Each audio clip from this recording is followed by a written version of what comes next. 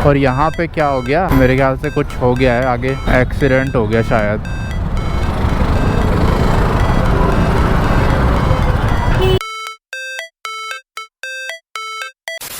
Hello everyone, मेरा नाम है कार्तिक। स्वागत है आप सभी का एक न्यू मोटो व्लॉग में। तो देखो लाइट कितनी ज्यादा बढ़िया लग रही है इसकी एलईडी। तो आज मैं अपनी वीडियोस के कमेंट चेक कर रहा था, पुराने कमेंट। तो मैं अपनी वीडियोस में हर कमेंट का रिप्लाई देता हूं, तो वही मैं चेक कर रहा था कि कोई पुराना कमेंट रह तो नहीं गया जिसका मैंने रिप्लाई ना दिया हो। और यहाँ पे क्या हो गया, मेरे ख्याल से कुछ हो गया है, आगे एक्सीडेंट हो गया शायद।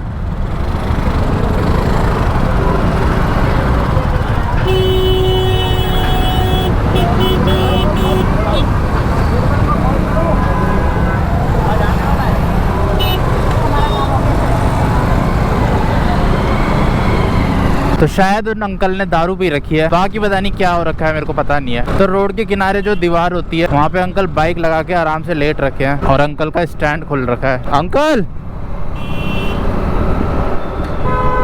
समझ गए अंकल। हाँ, तो मैं कहाँ पे था, कमेंट्स पे था। तो मैं बता रहा था कि कभी कभी ऐसा होता है कि जैसे किसी ने पहले कमेंट किया हो और मैंने उसका रिप्लाई किया, फिर किसी ने रिप्लाई किया तो यूट्यूब उसका नोटिफिकेशन नहीं दिखाता, तो वो ऐसे चेक करना पड़ता है। पता नहीं दिखाता होगा पर मेरे में तो नहीं दिखाता। तो वही मैं चेक कर रहा था, तभी मुझे एक पुराना कमेंट दिखा। तो उसमें एक भाई पूछ रहे थे कि क्या स्कूटी सेफ है लॉन्ग राइड्स के लिए। तो आज की वीडियो में आपको उसी के बारे में बताऊंगा। और अभी टाइम शाम के 5:30 बज रहे हैं, तो धूप जा चुकी है, हल्की हल्की है। और स्कूटी में एक दिक्कत और आ रही है, ये राइट की तरफ भाग रही है बहुत ज्यादा। वैसे पहले से भागती है राइट की तरफ, पर बीच में मैंने ध्यान देना बंद कर दिया था। लेकिन किसी ने कमेंट में पूछा था कि उसकी जुपिटर लेफ्ट की तरफ भागती है, तो तब से मेरा इस पे दोबारा ध्यान जाने लग गया है। तो वो बोल रहे थे कि उनकी जुपिटर लेफ्ट की तरफ भागती है, पर मेरी राइट की तरफ भागती है। तो बीच बीच में मैं भूल जाता हूँ, पर कभी कभी याद आ जाता है तो फिर से ध्यान जाने लग जाता है। और जब ध्यान जाने लग जाता है तब और ज्यादा राइट की तरफ भागती है। हाँ, तो अब आते हैं अपने मेन टॉपिक पे कि क्या स्कूटी लॉन्ग राइड्स के लिए सेफ है। तो इसका आंसर है नहीं। तो स्कूटी कभी भी सेफ नहीं हो सकती लॉन्ग राइड्स के लिए। और यहाँ पे क्या हो गया, एक्सीडेंट हो गया क्या?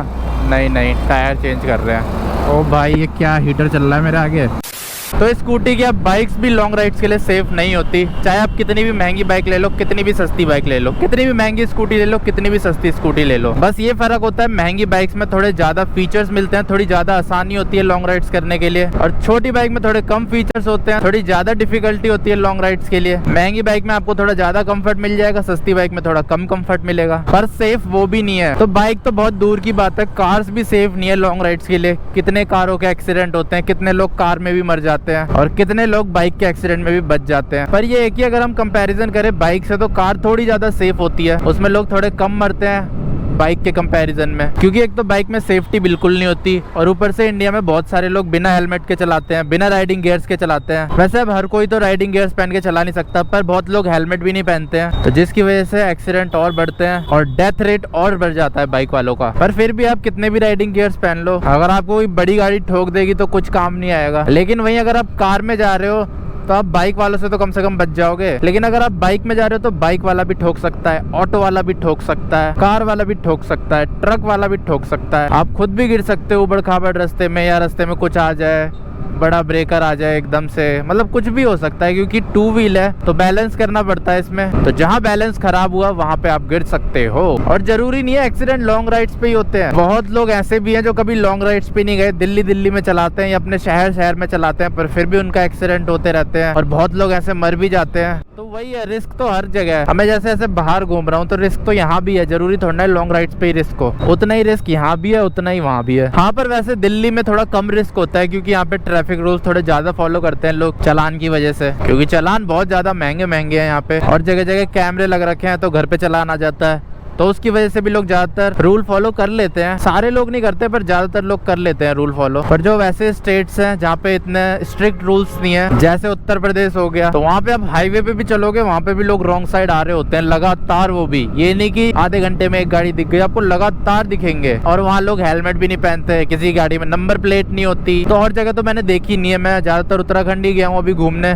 तो रास्ते में यूपी पड़ता है। और ऐसा भी नहीं है कि पूरे यूपी में ऐसा होता हो, पर जहाँ से मैं जाता हूँ वहाँ ऐसा ही होता है। क्या पता जो बीच वाला यूपी हो वहाँ पे थोड़े स्ट्रिक्ट रूल्स हो, लेकिन उस साइड तो नहीं है। जो दिल्ली से उत्तराखंड तक का रास्ता है वहाँ पे नहीं है स्ट्रिक्ट रूल्स। चाहे तो आप जाके देख लेना, और जो गया होगा उसे पता ही होगा। तो वही है यार, मरने को इंसान कहीं भी मर सकता है, घर पे भी मर सकता है, बिना गाड़ी चलाए, और जीने को इंसान साइकिल में भी पूरी दुनिया घूम के आ सकता है बिना मरे। तो वो डायलॉग तो आपने सुना ही होगा कि मरने के डर से अगर जीना छोड़ दिया तो फिर जीने और मरने में फर्क ही क्या है। तो फिर तो आप जीते हुए भी मरे की तरह हो। जो अपनी जिंदगी नहीं जी रहा मरने के डर से, घर में बैठा हुआ है, तो आप तो वैसे भी मर ही रहे हो घर में बैठे बैठे डर डर के। पर इस डायलॉग को ज्यादा सीरियसली मत ले लेना, कहीं पता चले आप बिना हेलमेट के बिना राइडिंग गियर्स के घूम रहे हो। और बाकी ये मेरा ओपिनियन है, सबके अलग अलग ओपिनियन हो सकते हैं, तो जैसा आपको ठीक लगे आप वही फॉलो करो, मेरे कहने पे मत जाना। मैं आपको अपना बता रहा हूँ कि मैं कैसे सोचता हूँ चीजें। और कभी भी लॉन्ग राइड्स पे जाओ, कहीं भी जाओ, घर के आसपास भी जाओ, तो राइडिंग गियर्स, हेलमेट सब कुछ पहन के ही जाओ। वैसे मैं घर के आसपास बस हेलमेट पहनता हूँ और ये ग्लव्स पहनता हूँ बस। पर मैं शुरू करूंगा नी गार्ड्स भी पहनना, छोटे वाले नी गार्ड्स लूंगा तो वो घर के आसपास के लिए रखूंगा। और मैं कभी भी स्कूटी हाफ टी शर्ट या हाफ पैंट में नहीं चलाता। हाफ पैंट तो वैसे मैं पहनता ही नहीं हूँ, क्योंकि जब हम गिरते हैं तो कपड़े भी थोड़ा बहुत बचा लेते हैं हमें। अगर कुछ भी कपड़े नहीं होंगे तो बहुत ज्यादा लगेगी, लेकिन अगर कपड़े होंगे थोड़े से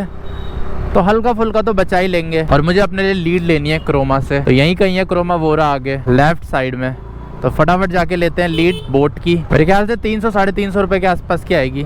300 तो नहीं, 350 के आसपास की आएगी। लॉक खुला रख दो। तो लीड ले लिया मैंने।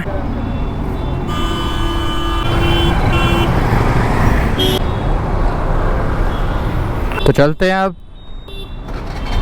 तो लीड मेरे को मिली है 350 रुपए की। बोट की लीड है, बोट बेस हेड, तो पहले यूज कर रखी है मैंने, तो मुझे बढ़िया लगती है लीड। तो मैंने तार वाली, ब्लूटूथ वाली, सारी टाइप की लीड्स, हेडफोन ट्राई कर रखे हैं, पर सबसे बढ़िया मुझे तार वाली लीड लगती है जो नॉर्मल होती है, क्योंकि उसमें कोई झंझट नहीं होता चार्ज वार्ज करने का। छोटी सी होती है, हल्की सी, टूट भी जाए खो भी जाए तो दूसरी ले आओ, ज्यादा नुकसान भी नहीं होता। और वही ब्लूटूथ वाले में 10 झंझट होते हैं, चार्ज करो, चार्ज करना भूल जाओ तो ऐसे ही बैठे रहो। बाकी एप्पल के बढ़िया है, पर वही है कि एप्पल के लिए थोड़े ज्यादा पैसे लगेंगे, थोड़े क्या बहुत ज्यादा पैसे लगेंगे। 12,000 रुपए का आएगा उसका सबसे छोटा वाला एयरपॉड्स, और एयरपॉड्स प्रो तो 24,000 के आसपास का आएगा।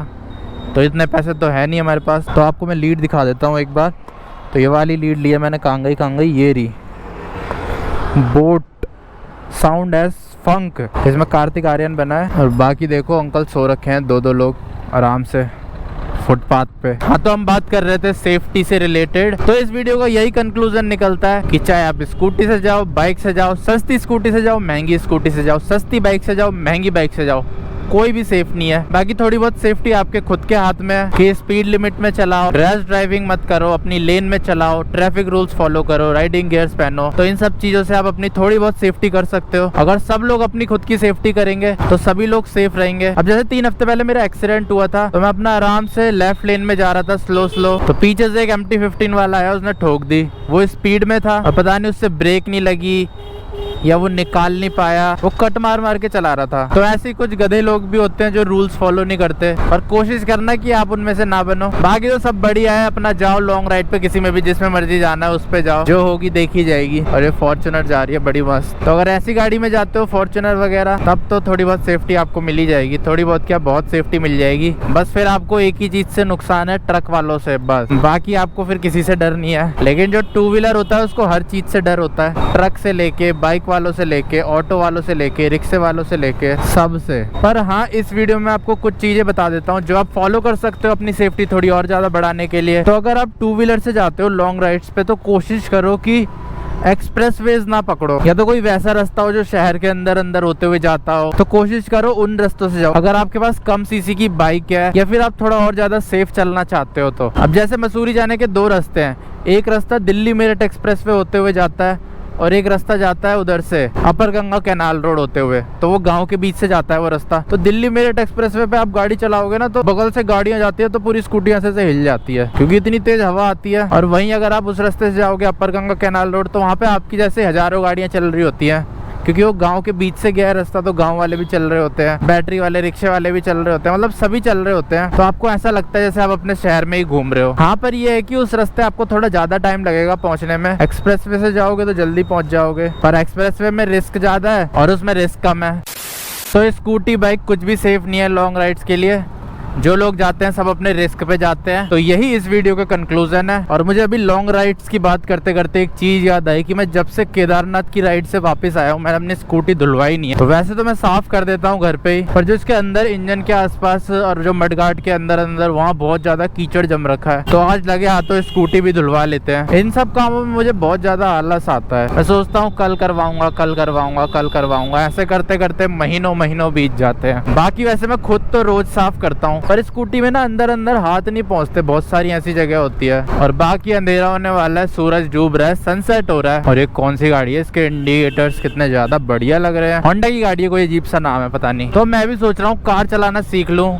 मेरे को कार चलानी नहीं आती और मेरे पे लाइसेंस भी नहीं है कार का। तो वही सोच रहा हूँ कार चलाना सीख लेता हूँ, लाइसेंस बनवा लेता हूँ। तो आजकल मेरा कार चलाने में भी थोड़ा इंटरेस्ट आ रहा है। तो देखते हैं, पता करता हूँ कोई आसपास इंस्टीट्यूट होगा जो कार चलाना सिखाते हैं, तो वहीं पे सीख लेंगे। कार तो है नहीं मेरे पास, बाकी कार भी ले लेंगे जब हमारे 10,000 सब्सक्राइबर्स होंगे तब। तो अब देखते हैं 10,000 कब तक होते हैं। मेरे ख्याल से तो महीनों लग जाएंगे बहुत ज्यादा। 1,000 सब्सक्राइबर मेरे 1 साल में हुए हैं, तो 10,000 10 साल में होंगे। पता नहीं यार, देखते हैं कब होंगे। जब भी होंगे तब कार आएगी, ये पक्का है। मतलब इतनी कोई महंगी कार नहीं ले लूंगा, पर ले लूंगा। और जब मेरे 5,000 सब्सक्राइबर होंगे तो 5,000 सब्सक्राइबर्स पे लूंगा बाइक। तो देखते हैं, अभी तो बहुत टाइम है। तो बस इस वीडियो को यहीं एंड कर देते हैं। अगर वीडियो पसंद आई हो तो लाइक शेयर सब्सक्राइब जरूर करें। कोई सजेशन हो तो कमेंट बॉक्स में सजेशन जरूर दें। मिलता हूँ आपसे नेक्स्ट वीडियो में। जय हिंद।